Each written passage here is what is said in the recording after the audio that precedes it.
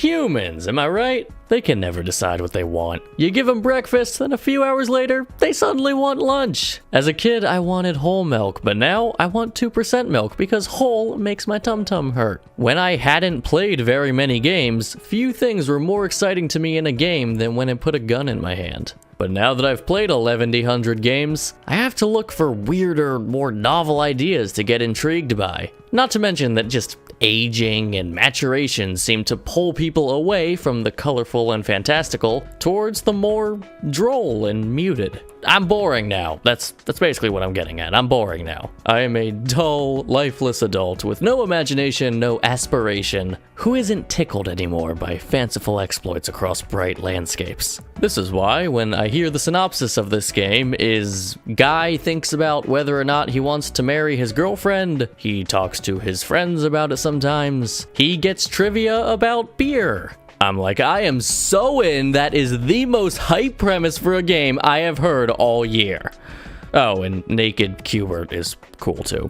Catherine Full Body is so much I want out of gaming right now. At the core of its gameplay, it takes the most basic idea ever, pushing blocks, and dresses it up in so many modern gameplay ideas along with a decadent presentation. It's a tantalizing set of mechanics, easily captivating players to learn all of its techniques and put them to their benefit. It's one of those games that makes you feel smart, for sure. I'm not surprised at all this game got a sudden competitive scene. Its multiplayer can get surprisingly heated, even in my living room. But honestly, what absolutely rockets this game up for me is that you spend half of it with this lump of a human as he sorts through what seems like the most basic drama a guy can deal with. Do you want to get married or not? Do you cheat? What does it mean if you cheat? Seeing him hide away at his local bar every night with his friends as they impart their equally flawed perspective on him is just way more relatable than it should be.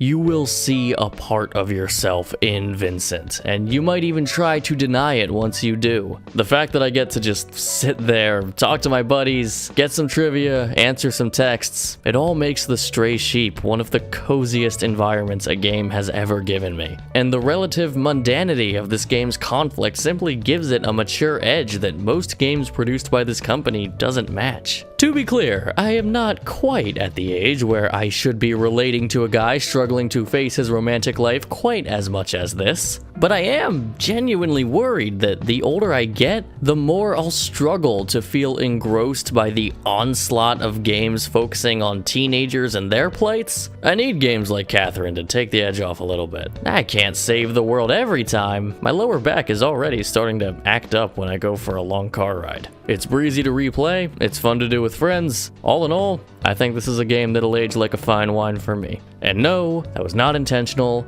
except now it totally is.